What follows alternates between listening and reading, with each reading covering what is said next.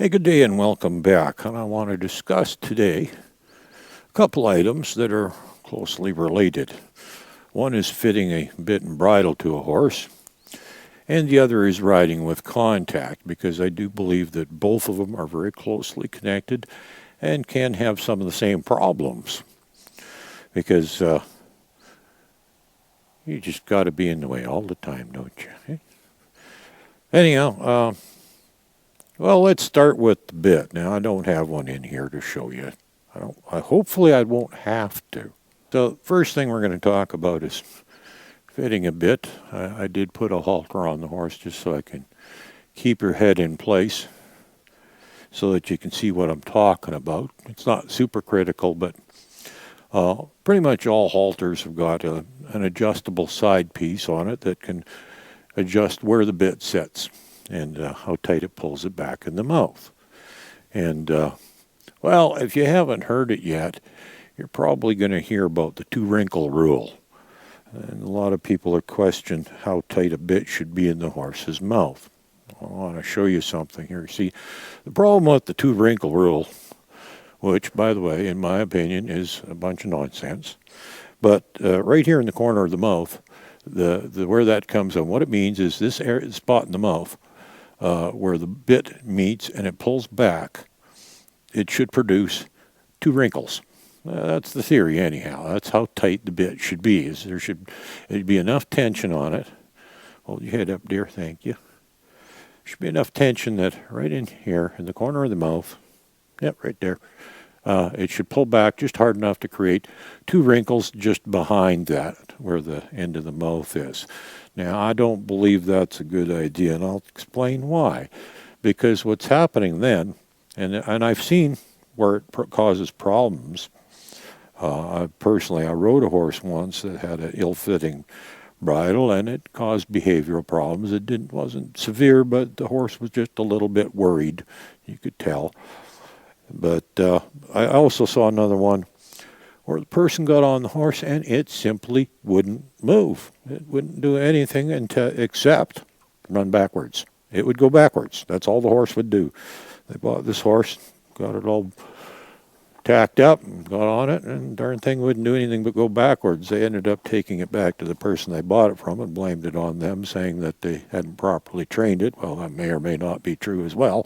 But the fact was they had the bit too tight.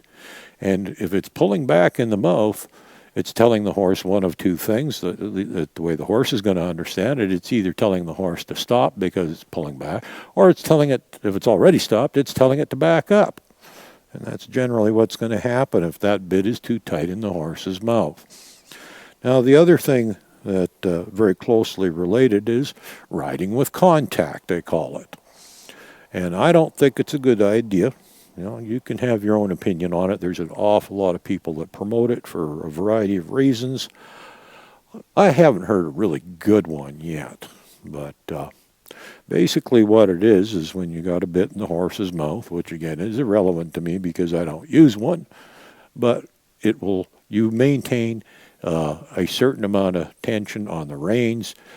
The bit is always pulling back just slightly. Now, the recommended amount is actually very little. You're not supposed to be pulling very hard on that thing. But you're supposed to always have the slack taken out of the reins so that you have contact with the horse's mouth at all times, which is what they refer to as riding with contact. And, well, again, the problems can be very similar. Is the horse gets confused if it's not used to it. Even if it's actually used to it, it can still present problems because this is my theory on how it works. And again, do your homework, do some research, and figure it out for yourself what's really going on. But here's what I think is happening is if you are constantly pulling on that bit in the horse's mouth, eventually what's going to happen, well, you're either going to confuse the horse if it's not used to it, or the other thing that's liable to happen is the horse is eventually going to ignore your cues because the pressure of that bit in the mouth is always there, so that it just assumes it means nothing at all. And then, well, then you end up with what is referred to as a dull horse, where it doesn't respond to the cues and your rein cues and things like that. So I don't think this riding with contact thing's a very good idea, because the horse just learns to, it's like anything.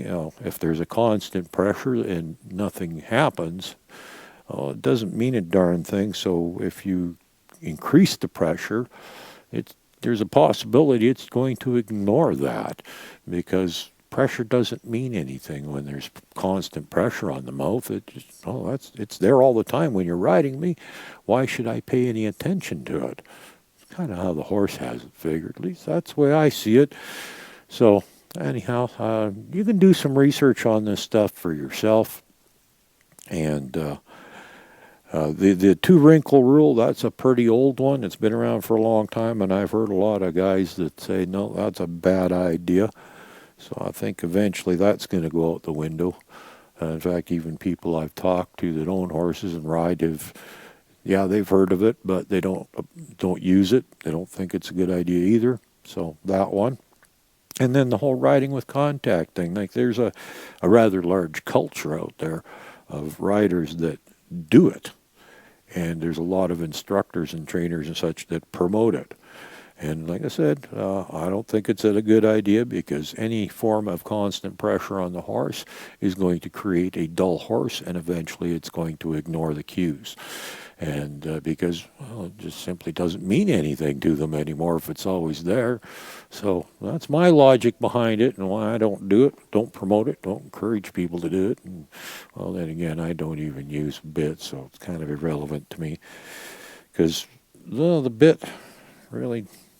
Well, I think if you're going to use one, it should be done very similar to riding in a halter, that the bit itself really doesn't have much to do with the control and cueing of the horse. It's what's happening with the reins that, will change what the horse is doing. And as you can see, even with one finger, it moves her head. Do I need a bit? I don't think so. And that's why I not only don't use a bit, but I certainly don't believe in this riding with contact thing that a lot of people promote. So there you go. Something else for you to think about and do a little homework on. Have a good day.